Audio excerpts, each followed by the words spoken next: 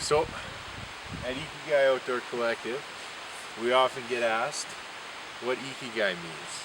It's a Japanese word from Japanese philosophy that means one's reason for being, the reason you get up in the morning. And we just wanted to share our story of today, a single day of our almost everyday Ikigai, the shit that we like to do, and what a phenomenal day that it was. Started out early morning. We went out to an elk spot. I had a bull in there a few days before and pretty confident he would come in. Unfortunately, the legal elk that we knew was in there didn't show up today, but we called in a 5 spike to 70 yards. And if you've never hunted an elk or called in an elk, there is nothing quite like an elk coming into the sound of you sweet talking. Yeah, Aaron agrees.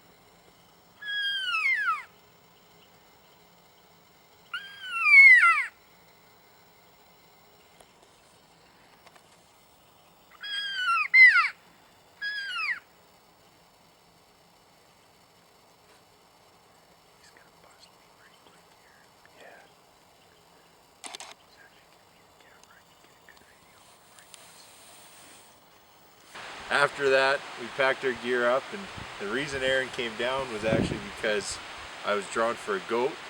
We'd planned on hunting it. Unfortunately, I hurt my shoulder on the last day of archery season while drawing my bow on an elk. So we decided not to go camp out in the goat spot, take it easy, maybe hunt elk in easier spots, and maybe just look at this goat, assess how my shoulder's doing. We decided to rip into the area on the quads today and just do some scouting for the goat. We did the same thing yesterday, came up dry, didn't see any goats, and saw some really unforgiving terrain that, you know, I personally don't really want to kill a goat in there.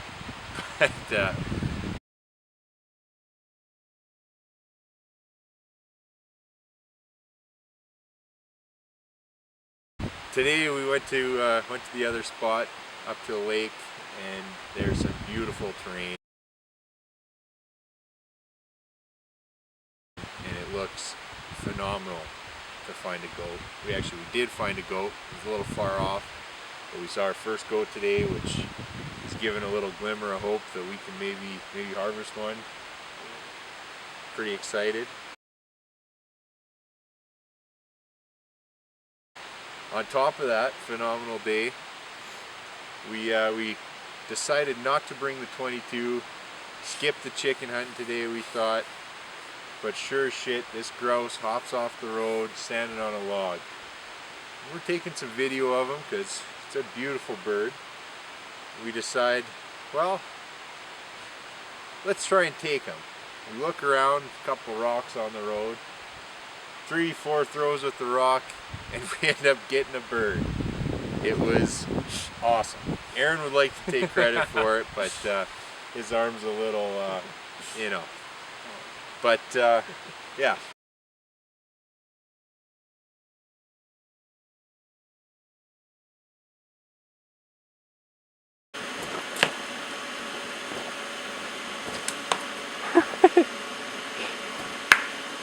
That was close.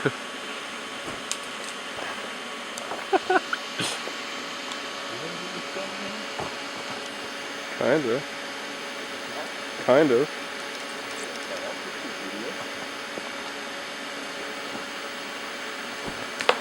Fuck yeah. Go get it. Quick, quick. Nice. That was awesome. That was probably one of the peaks for me today. On top of finding our goat and bugling in an elk. And then to add a little cherry on our ice cream today. Huckleberry on our ice cream, excuse me. While we had stopped to take a break, we were glassing for some goats. We just stumbled upon one of the most beautiful sights you could ever stumble upon, and it was a big, fresh huckleberry patch that seemed to be untouched. Maybe had a bear walk through it, but he left us plenty. So we popped our hats off, filled them up, dumped out our water bottles, seeing how there's a beautiful glacier-fed creek right beside us. We knew we could just get a sip out of there if we needed, and filled each of our water bottles with the most delicious berry you have ever seen, ever eaten. And tonight we're going to have a phenomenal dessert on top of our grouse breasts. And yeah. So Aaron and I are up here on a little goat hunt. I was drawn for a goat this year and trying to find some. Not having much luck. We pulled in on the quads. Found a nice little area. You can see some rock above us. Thought we'd glass for some goats. And we stumbled upon my absolute favorite thing in the world. And our minds are completely off goats for the time being. But we accidentally came across a giant huckleberry patch. The bushes aren't filled with berries. Maybe had a grizzly bear through here picking away, but if that's the case, he still left us plenty to pick through. We were just talking about, you know, the berry identification, and figured we'd do a small video explaining how to find the bush and know that you're eating a safe berry and the best berry out there, in my opinion. So we'll show you some trees, some berries, and hopefully next time you stumble on them, you'll be able to pick some up. Okay, so this is a bush just loaded with these beautiful berries. A good distinguishing feature on the berry is that ring right on the end. There's that perfect little circle. Huckleberries also don't clump together. They don't grow two berries off the same vine. They'll all be single berries coming off, you know, around the leaves. There'll be a bushel of leaves near them, and they're just a single berry. They can be light blue, they can be dark purple, almost black. They can be this kind of darker blue, what they are right now. And I've even seen them like a red color. Yeah, the leaves, you know, pretty standard looking leaf. Not too much different from a lot of other berry plants, but this time of year, September, they start to turn that pink, purple color. Some of them will just remain green. Some of them will turn into this dark purple. And Aaron, if we can pan over here, you see these ones over here, those are all huckleberry bushes, and they have like a dark kind of purpley red leaf. Very little green left on them, but they're still the same berry. And yeah, hopefully next time you guys are out, you stumble upon some of these purple green plants, You'll be able to pick yourself a handful or a bucket full or a hat, whatever you have, full of berries.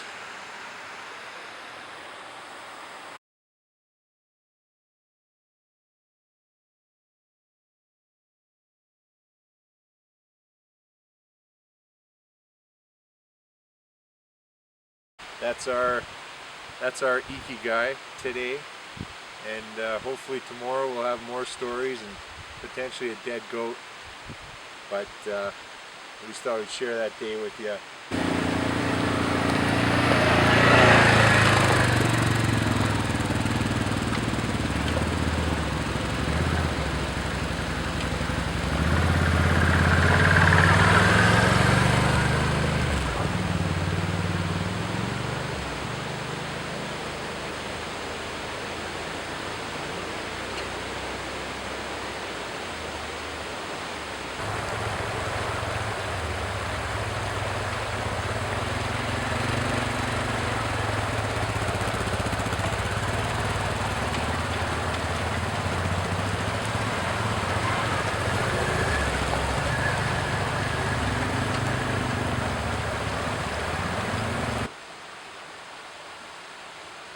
Oh, hi there. Oh, hi there. Way the quad was performing today. Real happy, worked real hard. You just put your hands down. Real happy.